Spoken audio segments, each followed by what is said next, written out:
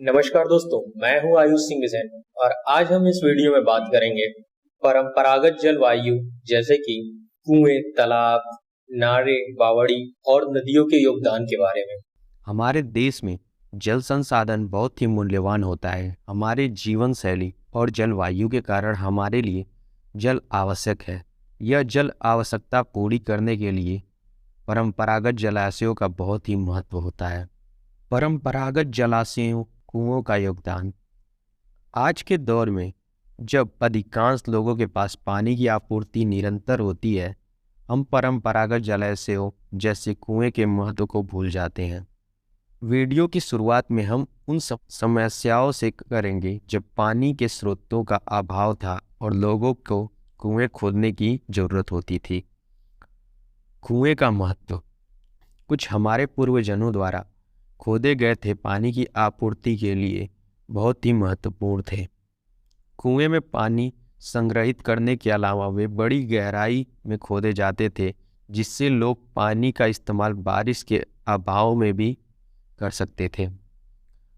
कुएं नज़दीकी गांव और समुदायों के लिए सोशल हब के रूप में भी काम करते थे, जहां लोग सामाजिक मिलन के लिए मिलते थे। कुएं में पानी को संग्रहित करने से पानी की आपूर्ति सुविधा सीधी तौर पर घरों तक पहुंच जाती है और समुदाय के अन्य सदस्यों तक भी पहुंचती है। कुएं जल स्तर को ऊपर लाते हैं, जो जल संसाधन की व्यवस्था में सुधार करता है। कुएं नल, कूप और टैंकरों से कम खर्च में बनाए जा सकते हैं और उनकी देखभाल भी आसान होती है। कुएं के अभाव के प्रभाव। आज के समय में कुएं की जगह नल, कूप और टैंकरों के जरिए पानी की आपूर्ति करी जा रही है।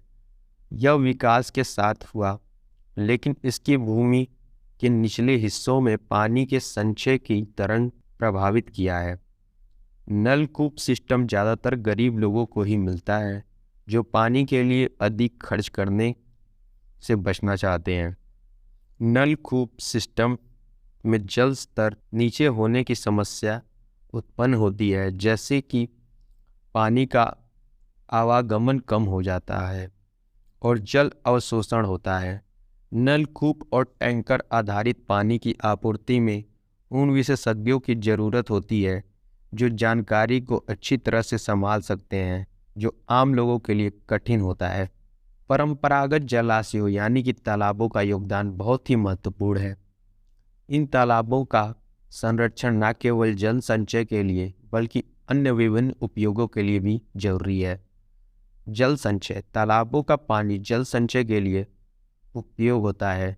ये तालाब बारिश और सीजनल नलों से पानी लेकर समुद्र तल कम बनाए जाते हैं। इन तालाबों में जमा पानी खेती और पशुपालन के लिए उपयोगी होता है। इसके अलावा तालाबों में जल संचय करने के से बाढ़ से बचाव होता है।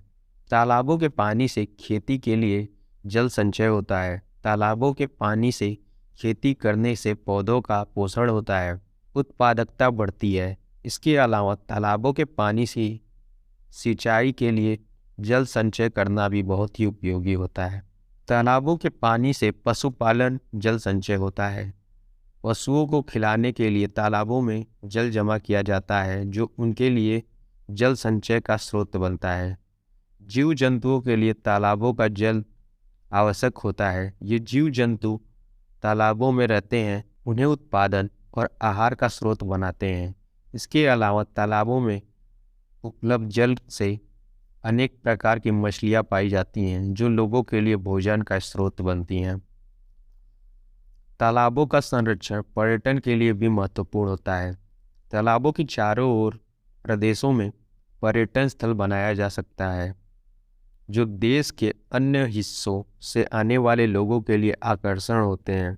इससे लोगों का विकास होता है, स्थानीय आबादी को लिए रोजगार मिलता है। इसी तरह परंपरागत तालाबों का संरक्षण भी महत्वपूर्ण होता है। इन तालाबों को बचाकर हम साथ ही बहुत से प्राकृतिक विपदाओं से बच सकते हैं। तालाबों के संरक्षण के लिए लोगों को सचेत और जागरूक होने की ज़रूरत है, ताकि इन्हें हमेशा सुरक्षित रखा जा सके। परंपरागत जलाशयों जैसे नारे बावड़ी का योगदान। नारे बावड़ी परंपरागत जलाशय हैं जो भारत सभ्यता के इतिहास से जुड़े हैं। ये बावड़ियाँ राजस्थान, उत्तर प्रदेश, मध्य प्रदेश, बिहार, ओडिशा, तमिलनाडु और अन्य कुछ राज्यों में पाई जाती हैं। ये बावड़ियाँ एक बार भारत में पानी के स्रोत के रूप में महत्वपूर्ण थीं। नारे बावड़ी एक परंपरागत जलाशय है जो भारत के विभिन्न राज्यों में पाए जाते हैं। ये जलाशय जमीन के नीचे बनी गुफाओं में खुदाई से बनाए जाते थे और इनका उपयोग पानी के लिए किया जाता था। आजकल ये जलाशय अपने पुराने समय की याद भरे होते हैं। नारे बावड़ी का नाम सुव्यवस्थित ढंग से नारा करने वालों के लिए रखा गया है। इस जलाशय को सोलंकी वंश के शासकों ने 13वीं शताब्दी में बनाया था। इस जलाशय के अंदर जाने के लिए आपको पहले 108 सीढ़ियों से ऊपर चढ़नी होती है। इसके बाद आप एक ढाल से घिरे 3 मंजिले की गुफा में पहुंचते हैं। इस गुफा के अंदर चलते हुए 20 मीटर गहराई में उतरना पड़ता है। जब आप गुफा से बाहर निकलते हैं तो आपको एक विशाल बावड़ी दिखती है।